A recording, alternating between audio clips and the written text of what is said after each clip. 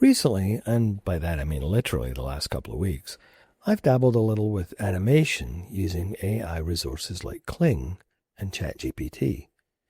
So while I do have a basic paid subscription for Kling, I just use the free version of ChatGPT.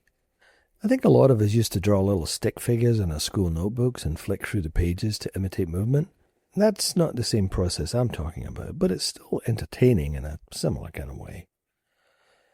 One of the frustrations of using AI-generated video of any kind is the lack of consistency between two similarly prompted images or videos. Things can and do change, sometimes dramatically, from one generation to another. This is improving, and Kling and other platforms now offer the ability to use a reference image to help keep the look you're going for.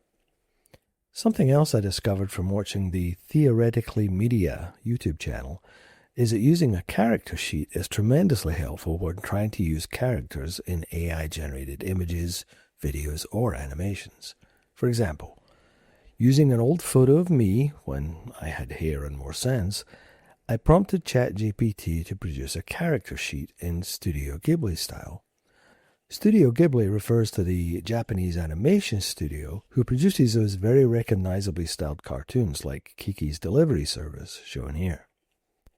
ChatGPT, Gemini, and probably others are apparently aware of what a character reference sheet is and seem to do a pretty good job of them.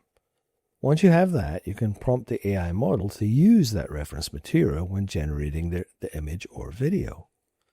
Of course, you don't have to use photos of real people. You can always just draw or generate a character, cartoon or otherwise, and then make a reference sheet to continue to use that character in other settings.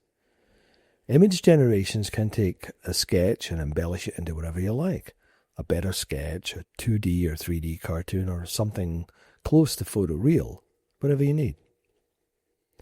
Here's a quick, simple 2D animation using cartoon versions of myself and my friend Colin when we were younger, meeting in some imaginary little village.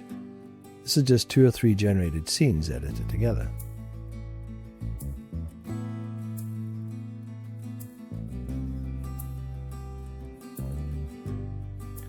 Another type of process I stumbled onto was using still images, but occasionally putting transitions between 2 almost identical images to give a limited animation effect. I did this on a quote-unquote music video for one of my mate Colin's songs he had run through Suno.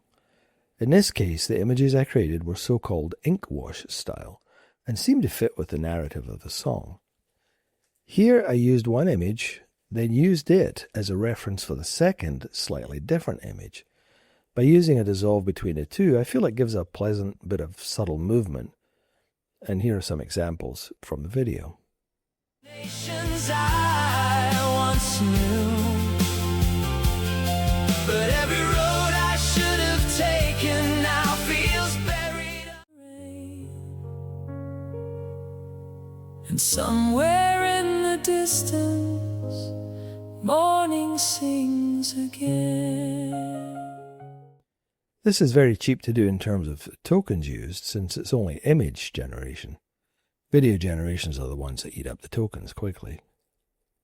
So while this is something that anyone with a modicum of drawing talent could probably pull off, it also allows a doofus like me to create videos and images I can use without having to apologize for them beforehand.